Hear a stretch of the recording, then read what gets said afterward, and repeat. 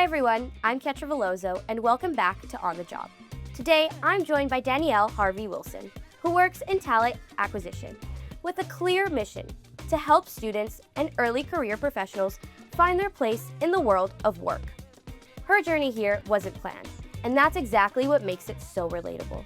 She started out studying anthropology and Chinese studies, worked in museums, became a union rep, and only later discovered her passion for helping people find meaningful work. After making a bold decision to start over in a new city and enroll in a career-focused program, Danielle found her calling in connecting people to opportunities. Today, she spends her days recruiting young professionals, building talent pipelines, and helping companies see the value in people who are just getting started. She's also been behind initiatives like career events for newcomers, and she's worked on improving the candidate experience through technology and innovation. For Danielle, it's all about opening doors, especially for those who've been told they don't belong. Her story is a reminder that there is no right way to build a career, and no perfect background required to succeed. What matters is showing up, staying curious, and being open to change. So Danielle, thank you so much for being here on the job with us today. Thank you for having me. I'm really honored to be here. Thank you. So I'm going to ask you a few questions about your job today, if that's okay with you. Absolutely. Okay, so let's just get right into it. So let's talk about your getting started and how you got into what you do. So you're now in talent sourcing, helping students and early career professionals. Can you explain what this means for people who don't actually know what it is? Yeah, talent sourcing is getting connected with candidates before there's a job posting. So when we think of traditional recruitment, we think of I'm going to post a job on Indeed, on LinkedIn, and have candidates apply. What we want to do is shift that so that we're more proactive versus reactive. So we do this in different ways. We will go out to networking events, have community events, and connect with potential candidates out there so that when a job does come up, we have a talent pool ready to go. That's really cool. So you help people get into their work, right? Exactly. And find the right people for the right job at the right time.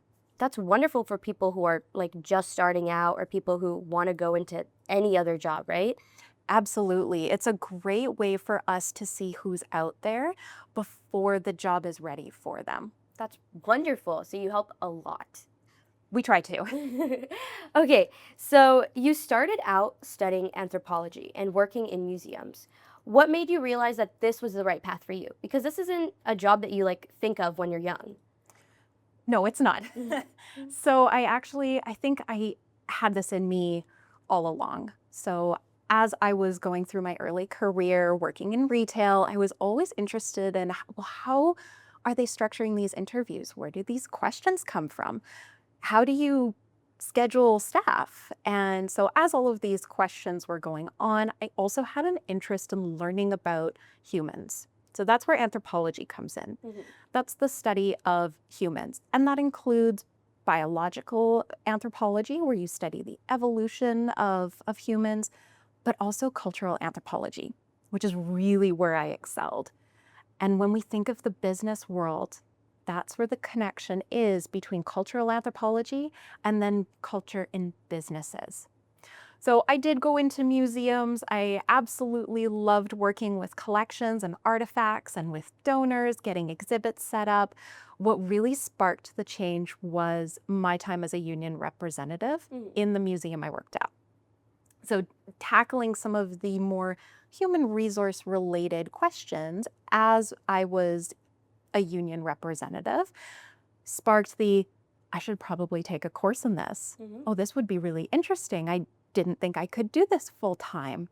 And that's what prompted that shift for me to move to Winnipeg, take the course through the University of Winnipeg, and start my career in HR. Wow. So would you say that anthropology and working in the museums really helped you?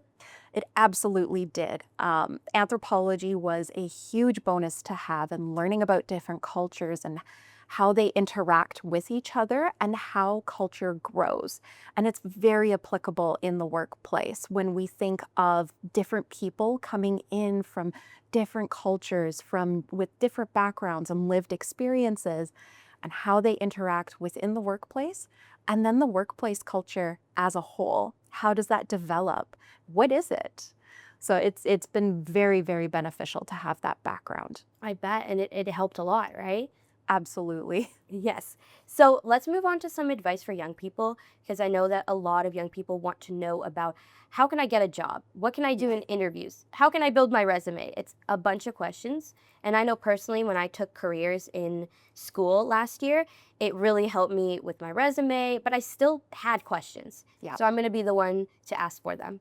Absolutely. So for someone who's just starting out, like maybe who's just turned 16 or who still hasn't had a full-time job, what are some skills or habits they can build now that will help in HR or any people-related job? When we think about people-focused careers, there tends to be a lot of burnout, and we call it caregiver burnout.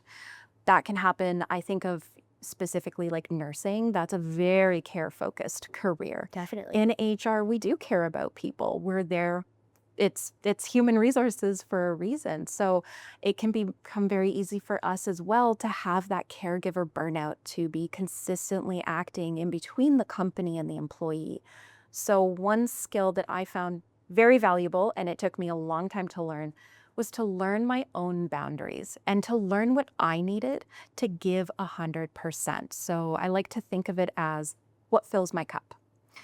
Because I can't give you water from my cup if I don't have any water in there. So I have to make sure that that's full.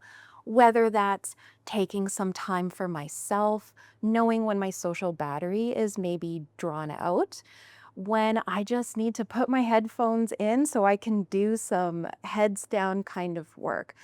That's what I would say is really key. Learn what you need to be at 100%. So learn your limits, right? Learn what you can give. Yes. I think there's a lot of people who want to go into, especially like being a doctor, want to go into the medicine side. Yeah. But I feel like they might get burned out too easily, like you said.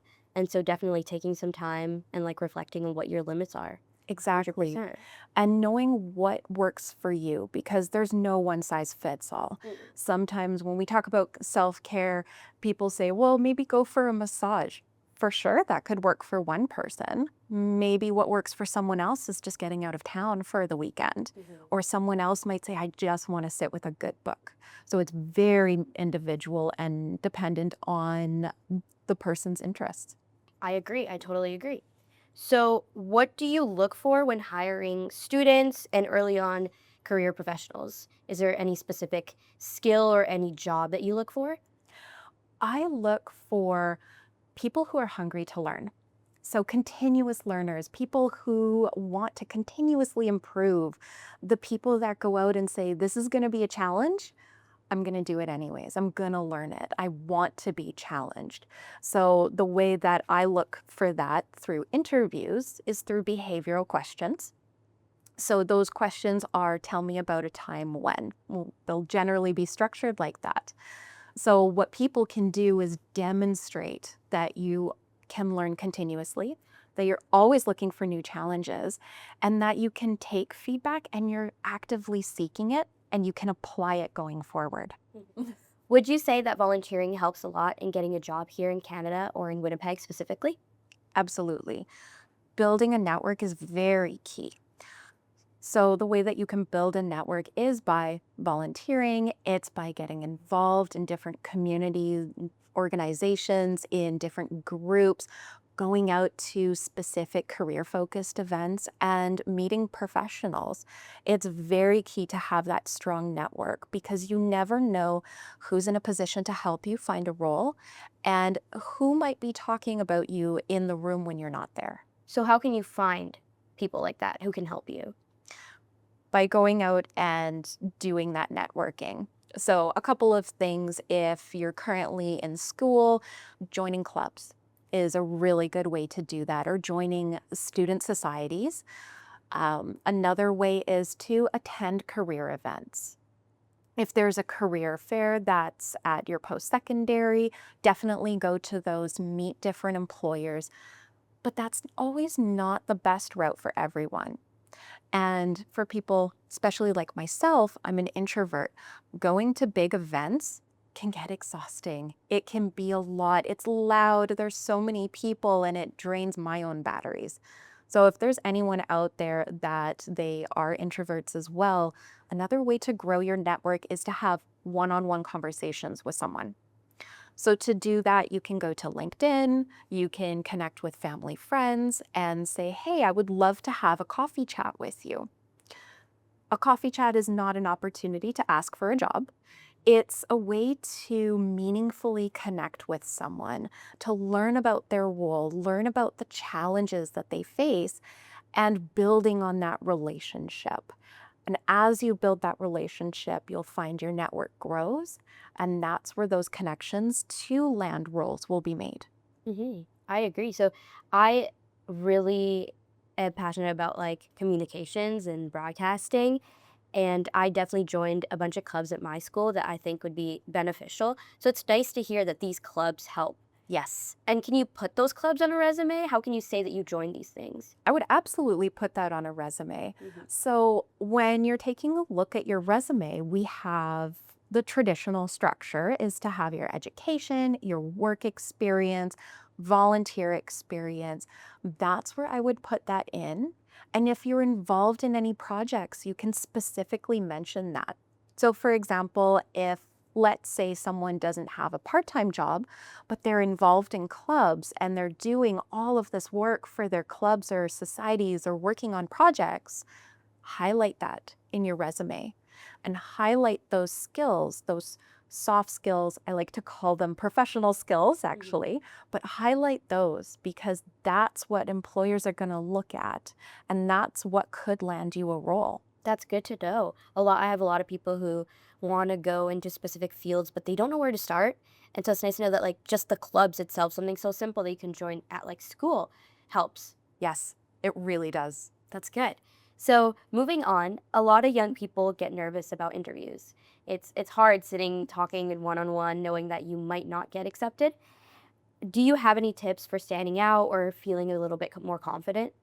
Yeah, so I will say everyone gets nervous in an interview. I'm nervous right now with you. So it's something normal and I don't want anyone to feel that like, oh, I'm the only one that gets nervous. I'm the only one that gets anxious. I promise you, everyone is anxious in an interview. 100%. No matter how high up your role is, you're going to be nervous. So what you can do to help yourself not only stand out, but feel a little bit less nervous, preparation. And to do that, one of the things that I advise everyone to do when you apply for a role, save the job profile. Then you take those qualifications and you can run them through ChatGPT, through Copilot, and say with the prompt, build behavioral-based interview questions on these qualifications. Then you would sit down with them and prepare your answers to say, well, maybe they'll ask me this during the interview, so I'll prepare ahead of time. What would I answer? And because you're doing the preparation, it's not on the spot. You have the time to think about it. You have that time where, yes, maybe you write it down and then you go 2 hours later, oh yeah, that time that I did this, you can come back to it and write it down. And the people that I remember the most are the ones that actually bring that to the interview. They break like their answers? Yes. So they will have their answers in front of them. Maybe it's a notebook.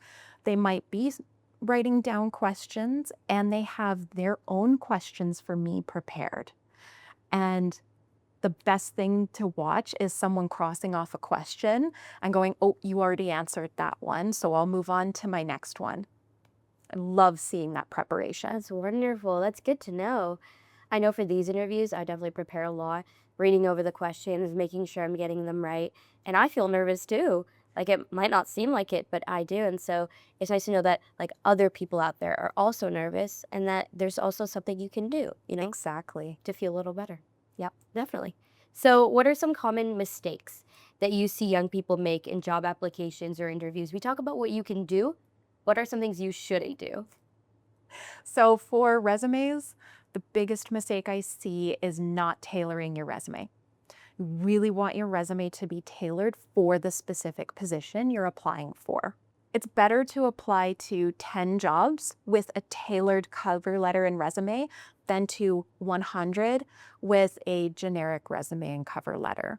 It's more likely you'll get accepted that way. Exactly. And I have seen it where they didn't tailor a cover letter and it was addressed to a completely different company and a completely different role. So make sure you're tailoring that resume and cover letter. Yes. What about interviews? Is there any mistakes you see? Lack of preparation. So when I talk to hiring leaders, the biggest piece of feedback that I will hear about a candidate is either, wow, they were so prepared and showed up with notes, or the exact opposite. It didn't seem like they were really prepared for the questions we asked.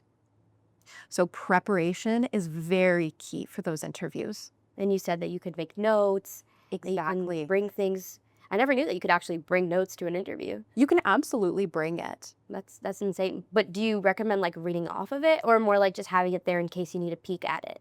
Have it there in case you need it. So you want to prepare for if they're going to ask you a question about, let's say, time management.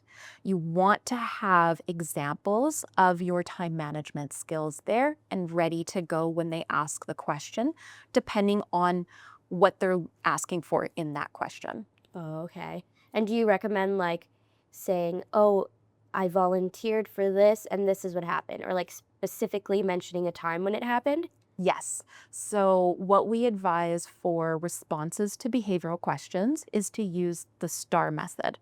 So that's situation, task, action, and result.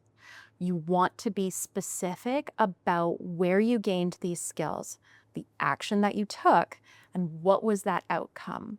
And it can even be a negative outcome that maybe you're showing you made a mistake on something, but this is what I learned from this. That experience too, it does not have to be role related. It can be for a volunteer position. It can be for when I played on a team, on my soccer team, but it applies in this situation because skills move around with you. We call them transferable for a reason because you can use them in so many different situations. I remember learning about that in my careers classes, like what kind of job, what are some transferable skills that you use in like nursing that you'll use in like engineering. And it's really cool to learn about those. Is there any specific one that like you think is the one that you really need specifically?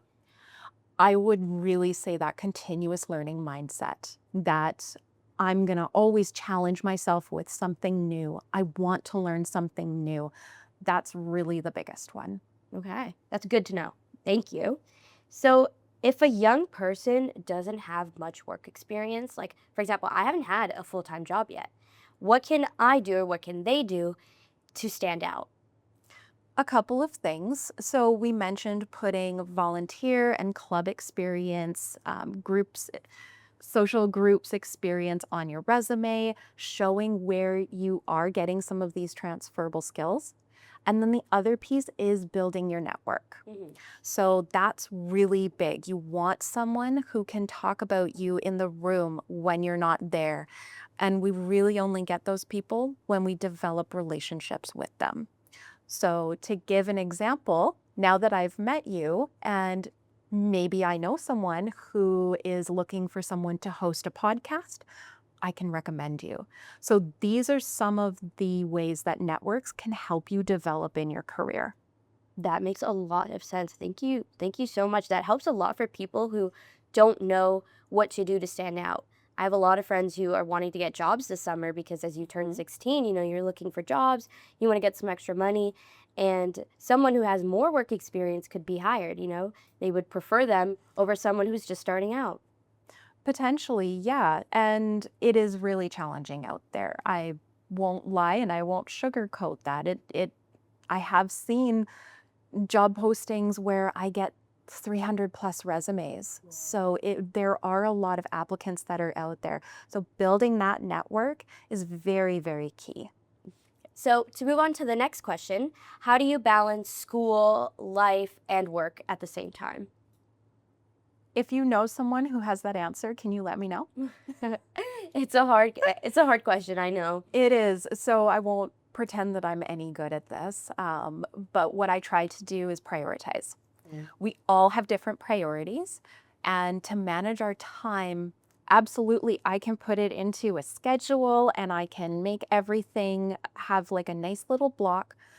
But what really helps is prioritizing. What do I need to get done right now? And what has the biggest impact? If there's something that is not urgent and it can wait and there isn't going to be a big impact, that might be something I push off. But those that have the higher impacts that I want to prioritize, that's what I will do. And we can do this not just with work, although I will admit I am better at doing it with work. I have my calendar at work. But we do it with school, we do it with friends, and we can do it with family. So I like to give examples. So if we have everyone's birthday in April, maybe attending everyone's birthday party is a priority for me. So I might push something that's less of a priority off. Maybe it's a project that I'm working on. Maybe I'm trying to take up knitting and I wanted to get something done, but you know what? The birthdays are the priority this month. I can push that to May. So it's really about prioritization, and it's not an easy thing to do. Like I said, I'm still working on trying to balance everything as well.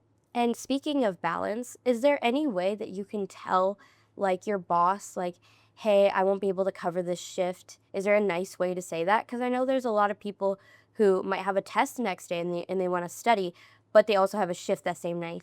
How can you tell nicely that you can't be there for the job? That's a great question. I would say prioritize your time before that.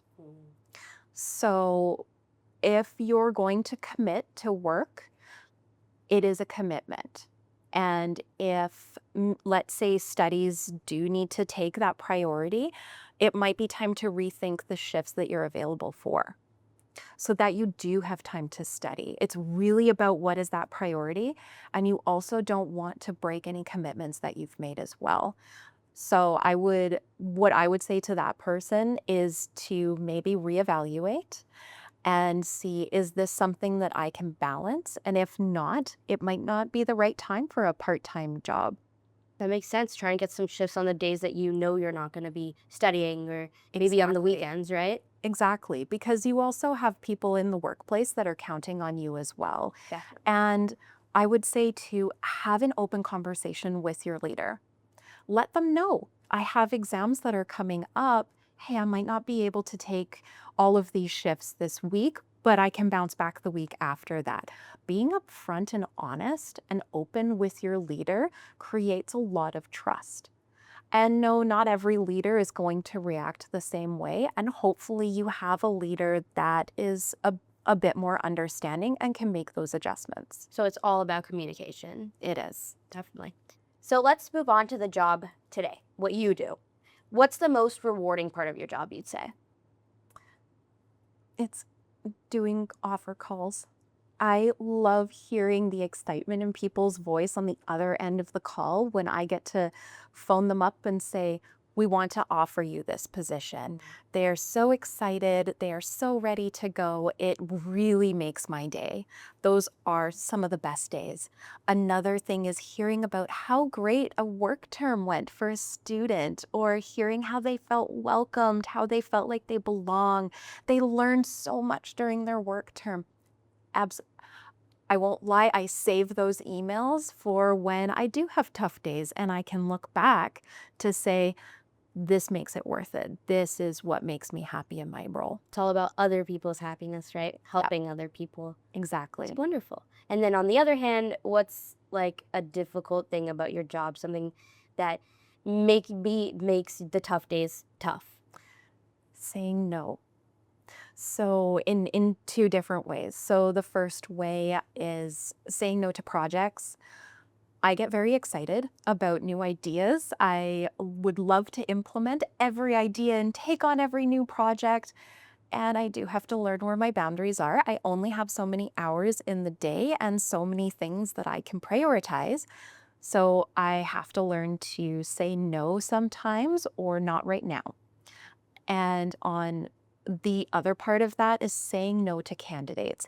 That is really tough. And having those conversations to say, we went with a different candidate for the role, it can be very emotional for the person on the other side. And they often do want to know, what did I do wrong? What can I do better? And sometimes it's not something that they can change. It's not a way that they showed up. Sometimes they did everything perfect, but we look for the right candidate in the right role at the right time. And sometimes it doesn't work out for everyone. There's not always a right time, right? Exactly. Definitely. And so looking ahead, now let's talk about something positive. How do you see the workplace changing for the next generation of workers? Because we have a lot of people who are turning 16. I turned 16. We have a lot of people who are going into the workplace now. What is changing for them? A lot. So technology is always evolving, and the way that we use technology is changing. There's a lot of talk about AI, about things like Copilot, ChatGPT, and is that going to take away jobs? And maybe it will, but it'll also enhance how we do our work. So it's not necessarily taking a job away from someone, it's changing the job we do.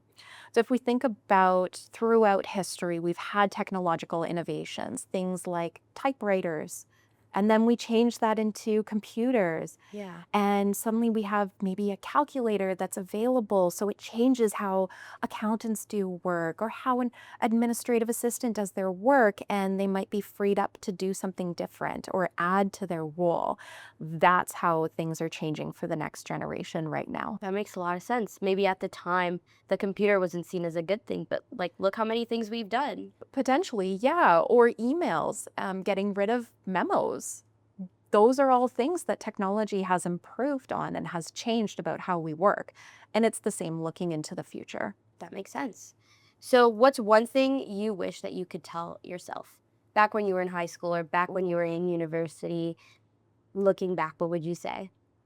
I would say keep going and do the scary things. Do those things that push me outside of my comfort zone.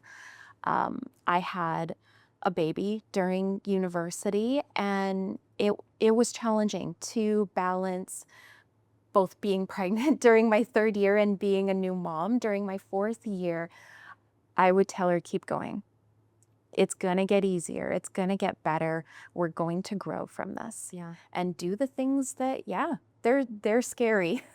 Go ahead and do them, because I do have regrets of not doing things because I was scared to fail. And we shouldn't be scared to fail. No. Mistakes are just that stepping stone to success. We should learn from the mistakes, Exactly. right? And being pregnant turned out to be one of the best things that happened, right? It was. Now you have a partner in crime. Yes, now I do. If a student listening to this right now wanted to do what you do, how can they start? I would say join the Chartered Professionals in Human Resources, or CPHR Manitoba. They do have student memberships that are available at a discounted cost, and get the magazine. So there's a newsletter, I believe it comes out monthly or quarterly. You get that and read the articles that are in there, join the events, and go to these different events to meet and connect with people. Start building your network. And as you do that, then you can make small meetings with someone, a one-on-one, a coffee chat, learn about what they do, and then you can start to build that relationship. Now your name is out there. So that's the first step that I would say, is to consider that. The next step would be consider a degree, diploma in human resources. Talking to people always helps, right? Getting that information. Yeah. Of course. So to end off, I do want to talk about the elephant in the room, or the chicken in the room. Can you tell us a little bit about that emotional support chicken that you have right beside you? Yeah, so I actually got this from my husband. He had a coworker that knitted it, and I went, oh my gosh, that's adorable, I need it. And so he brought it home for me. She was so happy that I loved it, and I have it sitting beside me on my desk. That's sweet. Have you given it a name? I have not. My son wants to name it Chuckles. That's a cute name. I like that one. Maybe you should get a name tag that says Chuckles. That would be cute. Maybe. Maybe. So thank you, Danielle, so much for coming on the job. It was wonderful to have you here, learning everything about what you do and how people like me can get started out there. Thank you. Thank you for having me. Of course. Thank you so much for joining us today and getting to know more about Danielle's inspiring journey in talent acquisition. I hope her story gave you some insight into how careers can take unexpected turns and still lead to something you love. Thanks for watching this episode of On the Job. Be sure to tune in next time as we continue to explore new careers and stories that matter.